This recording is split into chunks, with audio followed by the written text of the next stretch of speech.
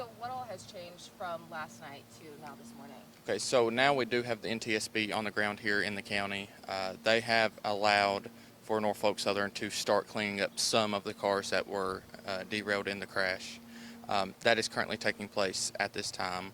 The fire is still ongoing, but it has improved. The Norfolk Southern is going to start some suppression efforts via railway. That is starting sometime this morning. May have already started in the last few minutes. And how were they able to get down there, get all the equipment down there? That all went fine? So that the equipment is staged down nearby, and they are still working on getting some of the equipment in. They have some already there, but they are coming up with different ways to get it to the actual crash site. Can you tell me a little bit about the response? So the call came in yesterday from Norfolk Southern to the Morgan County E911 Center that a train had derailed that was possibly carrying some hazardous materials. Morgan County 911 dispatched Morgan County EMA and several of the county units. Part of the problem was, as you all know, it was in a very remote location of the county. We did have some difficulty accessing it. We were able to get some drones in the air to help us, see what was exactly going on. We did see that there was a fire. We did start an evacuation process and opened a shelter here at the Wartburg Central High School. As of last night, we did lift the evacuation. As of last night, no one did show up at the shelter.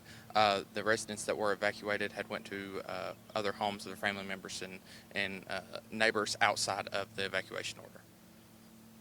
Do we know what the rail was coming from as far as the train? Was it stopping here? Was it heading somewhere? Do we have any of that information? I don't have that information at this time.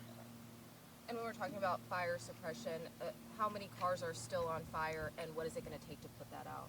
As of this morning, there's approximately 4 still on fire. Norfolk Southern is working on mitigating that issue with some high rail apparatus that they have. Is there anything else that the public needs to know? I know last night there's no danger to the public. Is that still Yeah. true? So TDEC and the EPA are both on scene still. Been here since yesterday evening. They are doing water monitoring and air monitoring at this time. Levels are within reason for the community as of last check.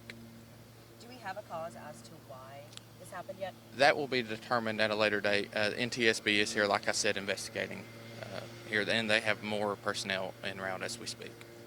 Is there anything that we didn't ask that you want to make sure that you've just been prepped on that we have? So, the biggest thing is the Lansing area for the locals. The Lansing area is very congested right now on Highway 62. If you can find an alternate route, we suggest that, just because some intermittent traffic delays that's going to happen with the large equipment that's being shipped in.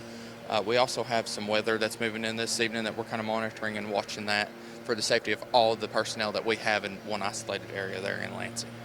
Are you guys still expecting to, be down there for the next couple of days? Yes, we expect this to be a process for the next several days, and Norfolk Southern may even be here longer than that. And which agencies will remain in the area? Norfolk Southern for sure, and then what state and federal agencies happen after that, I'm not sure. Now, I know a big question, at least when it first happened, was there was a worry about some of that ethanol getting into the Emory River and kind of going further.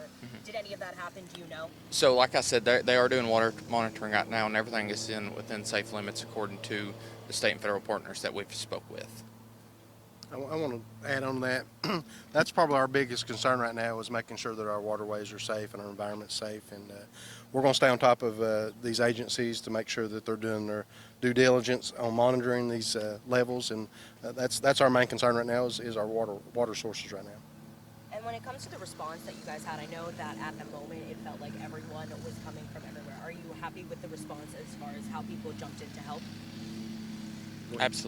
Absolutely. So we put into some calls from some surrounding agencies along with state agencies, TEMA, the City of Oak Ridge Fire Department, Anderson County Emergency Management, and then of course I had other counties on standby, surrounding counties and further even, just because we didn't initially know exactly what we had until we had more information. But the response has been just absolutely amazing.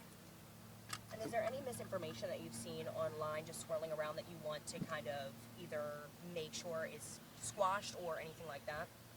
I've not had the time to be on social media. I don't know, Mayor, have you seen? I have not saw anything. I'm not on social media, to be honest with you. So, but no, main thing we want to say is nobody was hurt, and that, you know, the environmental impact is what we're monitoring, and that's our biggest concern right now. Is this anything like something you've had to deal with before? Has this all been kind of a new response? So the county itself has dealt with this in the past several years. The railway's been here for years.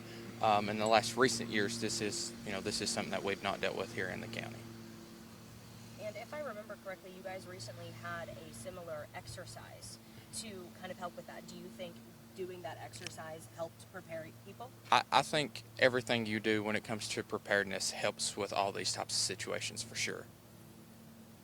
And is there anything that we didn't mention that you want to make sure that we speak on today? I think that pretty much. One thing I want to add is I appreciate all of our state departments, our state elected officials that have reached out, federal officials that have reached out to offer their assistance, and I'm sure at some point we may need, maybe banking on their help on some things maybe. So we appreciate their reaching out to us. All right, thank you guys so much. Yeah.